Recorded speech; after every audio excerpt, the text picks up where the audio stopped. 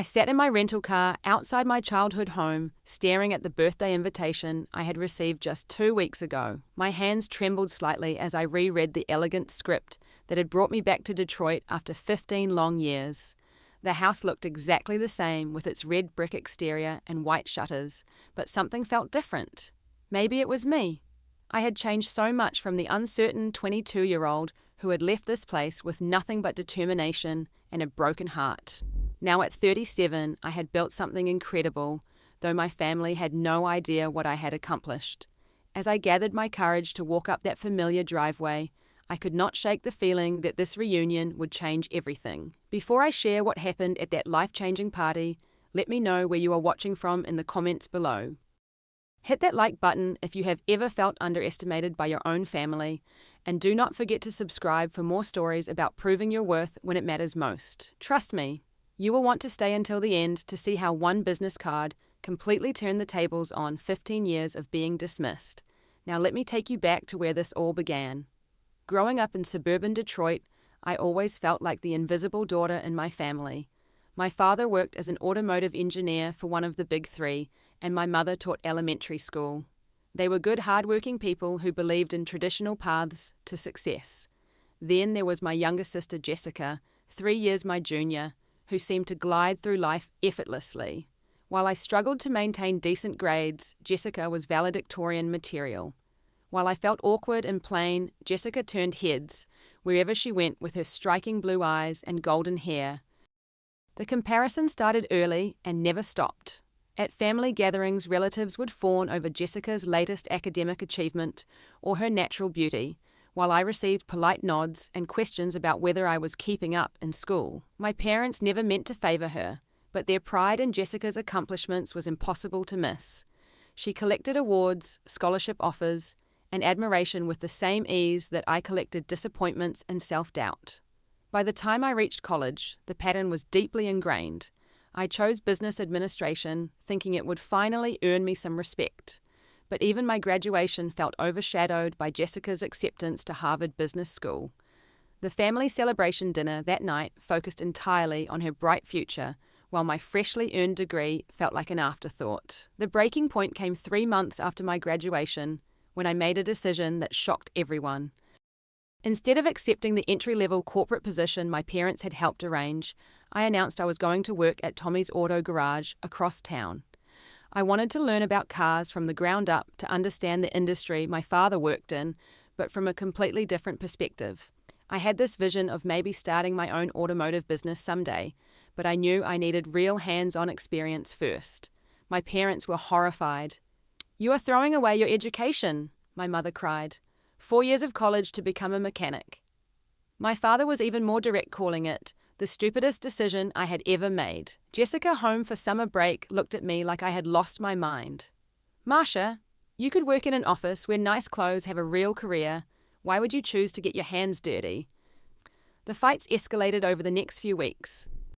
Every dinner became a battlefield where my parents tried to convince me to come to my senses, while I defended my choice with increasing desperation. I tried to explain my vision, my belief that understanding the automotive industry from every angle would give me unique insights, but they saw only a college graduate washing cars and changing oil. The final argument happened on a sweltering July evening.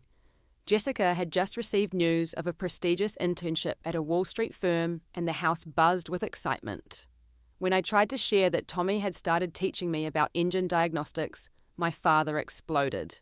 "Enough of this nonsense, Marsha. You are embarrassing this family. Your sister is making something of herself while you're playing in a garage like a child." My mother, usually the peacemaker, delivered the words that cut deepest. "Do not come back to this house until you know what you want to do with your life. Really want to do, not these silly games." The dismissal in her voice broke something inside me that night. I packed my belongings the next morning while the house slept in heavy silence. My last image of home was Jessica watching from her bedroom window as I loaded my beaten-up Honda Civic with everything I owned. There were no goodbye hugs, no promises to stay in touch. Just the weight of their disappointment and my own determination to prove them wrong. The move to California felt like stepping into another world. I found a small apartment in Riverside and continued working at automotive shops. But now I was free to pursue my vision without constant criticism. Those early years were harder than I had imagined, but every challenge taught me something valuable about business, about perseverance, and about trusting my instincts even when everyone else doubted them. The phone call that changed everything came on my 40th birthday. I was sitting in my corner office reviewing quarterly reports when my assistant buzzed through. "There is a Jessica Thompson on line 2. She says she is your sister." My heart stopped. 5 years had passed since our last awkward conversation, and now suddenly she was calling. "Marcia?" Jessica's voice sounded different, more mature but strangely tentative. "I know it has been forever, but I have been thinking about you. Mom's 75th birthday is next week, and we are throwing her a party. The whole family will be there, and we really want you to come home." Her tone was sweeter than I remembered, almost pleading. "Mom asks about you sometimes, you know. She wonders how you're doing out there in California. I think she misses you more than she admits." There was a pause. Then Jessica added, "I miss you too. It would mean everything to have the family together again." The invitation caught me completely off guard. After 15 years of minimal contact and surface-level conversations, this felt like an olive branch. Maybe time had softened their judgment. Maybe they were finally ready to accept me as I was. The hopefulness in Jessica's voice made me want to believe that healing was possible. I found myself agreeing before I had fully thought it through. "Of course I will come. Send me the details." As we talked logistics, Jessica mentioned that she had taken time off from her job as a vice president at a financial firm to help organize everything. She sounded successful and confident, but there was warmth there too that I had not heard in years. After hanging up, I sat in my office looking out at the California skyline, feeling a mix of excitement and anxiety I had not experienced in years. My business had grown beyond my wildest dreams, but my family knew almost nothing about my success. During our rare conversations, I had kept things vague, mentioning only that I worked with cars, because it seemed simpler than explaining the complexity of what I had built. The next few days were a whirlwind of preparation. I booked a first-class ticket to Detroit and reserved a suite at the downtown Marriott, preferring the neutral territory of a hotel to the emotional minefield of staying at the family home. I wanted this visit to be about reconnection, not about dredging up old conflicts. Choosing what to wear took more thought than I expected. My closets were full of designer suits and elegant dresses, but I deliberately selected understated pieces that would not scream success too loudly. I wanted to ease back into family dynamics, not shock anyone with obvious displays of wealth. There would be time to share my achievements once we had re-established our emotional connection. I did splurge on one thing, a beautiful Rolex watch for my mother, though I removed the original packaging and placed it in a simple jewelry box. It was a meaningful gift, without being ostentatious, perfect for testing the waters of our renewed relationship. The flight to Detroit felt like traveling backward through time.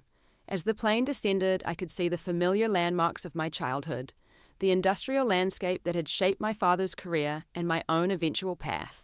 My stomach fluttered with nervous energy as I imagined walking into my childhood home, seeing my parents after so many years, and hopefully beginning to heal the wounds that had kept us apart.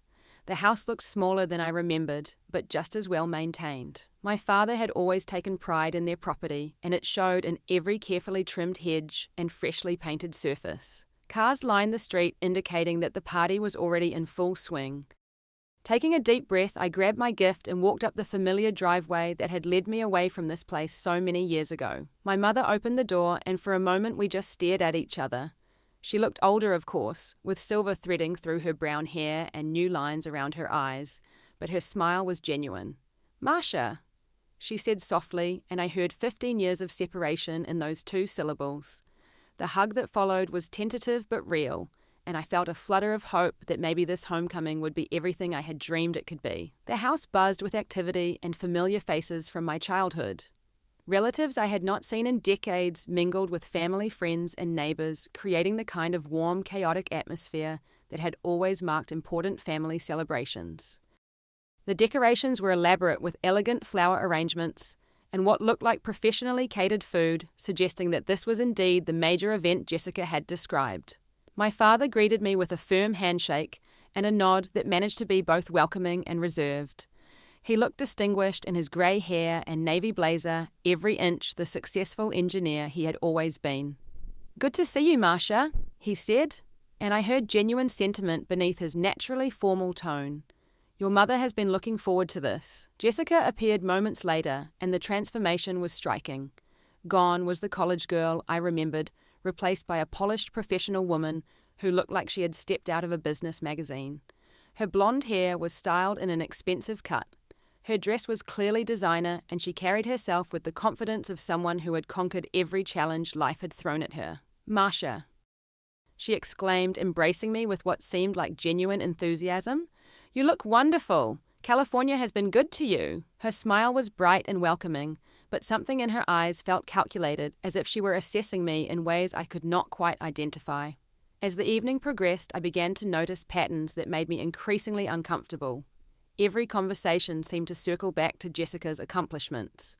My mother introduced me to guests with variations of, "This is our older daughter who lives in California," while Jessica received elaborate introductions highlighting her MBA from Harvard, her rapid rise in the financial world, and her recent promotion to vice president. I found myself relegated to the edges of conversations, smiling politely, while others discussed Jessica's latest business triumph or her beautiful apartment in Boston. When anyone asked about my work, the responses were awkward and brief. "Oh, Marcia works with cars," my mother would say with a tight smile, as if discussing something mildly embarrassing that we all needed to move past quickly. The most painful moment came during cocktail hour when my father was talking to his former colleagues about the automotive industry. Here was my chance to contribute meaningfully to a conversation that touched on my area of expertise, but when I tried to join in, he gently steered the discussion away. "These technical details probably are not that interesting to everyone," he said, effectively shutting down my attempt to participate. Meanwhile, Jessica held court near the fireplace, regaling a group with stories about her recent deal that had saved her company millions of dollars. The way she commanded attention, the easy laughter she drew from her audience, the obvious pride radiating from our parents as they watched their successful daughter shine, all of it felt like a rejection of everything I had become. As dinner was served, the seating arrangement told its own story. Jessica sat at my mother's right hand, the place of honor, while I found myself toward the end of the table between a cousin I barely knew and an elderly family friend who spent most of the meal discussing her health problems. The conversations flowing around me centered on achievements and status career milestones and social connections, creating a world where I felt increasingly invisible. By the time dessert arrived, I had made peace with my decision to leave early. This party was not about family reunion or healing old wounds. This was Jessica's showcase, and I was simply a prop in the larger narrative of her success. My presence served only to highlight how much more impressive she had become compared to her sister who had chosen a blue-collar path. But just as I was planning my graceful exit, Jessica stood up to make a toast.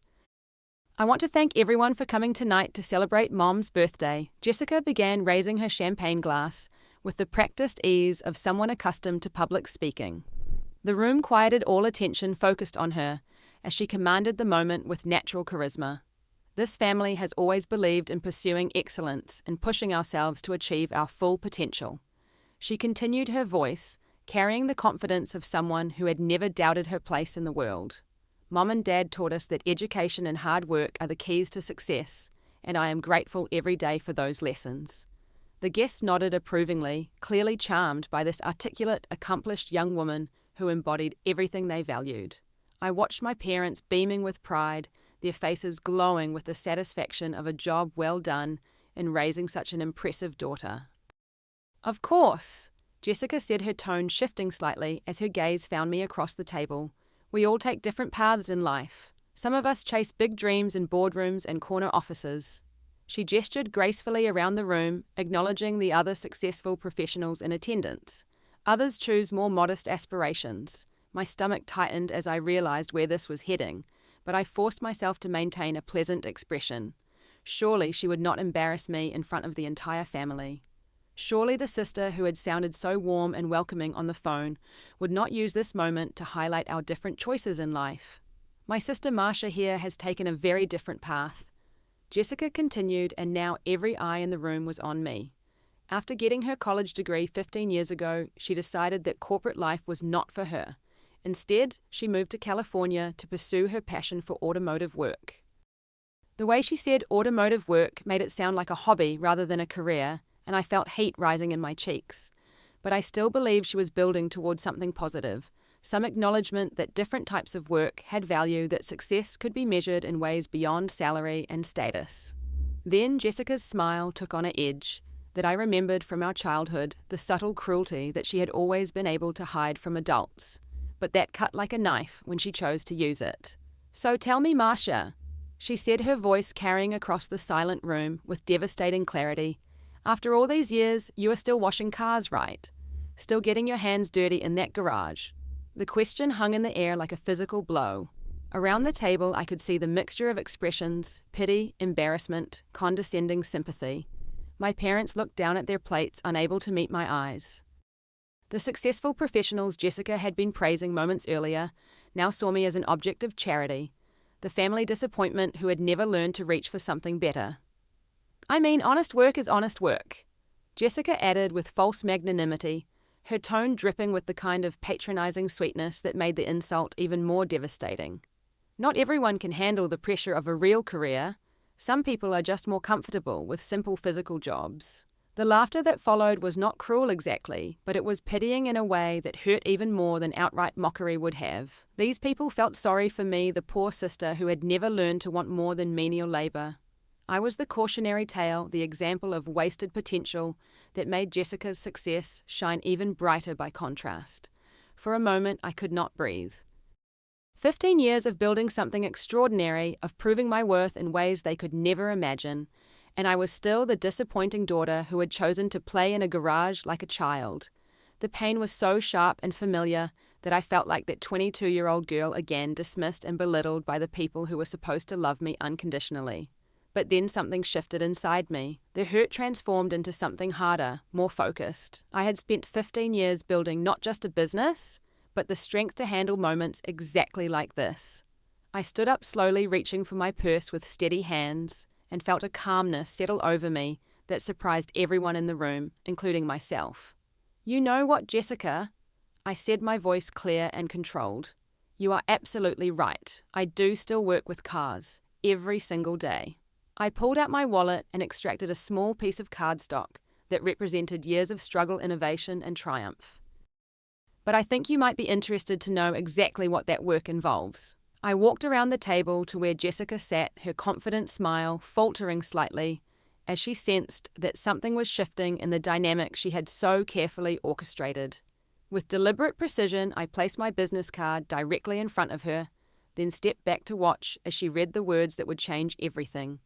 The color drained from Jessica's face as her eyes moved across the simple text: Marcia Thompson, Chief Executive Officer and Founder, Autotech Innovations Incorporated, revolutionizing automotive technology solutions. In smaller print at the bottom, almost as an afterthought, 2023 annual revenue, $50 million. The silence that followed was absolute. Jessica stared at the business card as if it were written in a foreign language, her mouth opening and closing without sound. Around the table, I could see other guests craning their necks to catch a glimpse of what had caused such a dramatic reaction, their curiosity palpable in the sudden stillness. "I think there has been some confusion about what I do for a living," I said, my voice carrying clearly through the hushed room. "Yes, I started by washing cars and learning basic mechanics. That was my graduate school, my real-world education in understanding every aspect of the automotive industry from the ground up. I moved back to my seat but remained standing, commanding the attention of everyone present.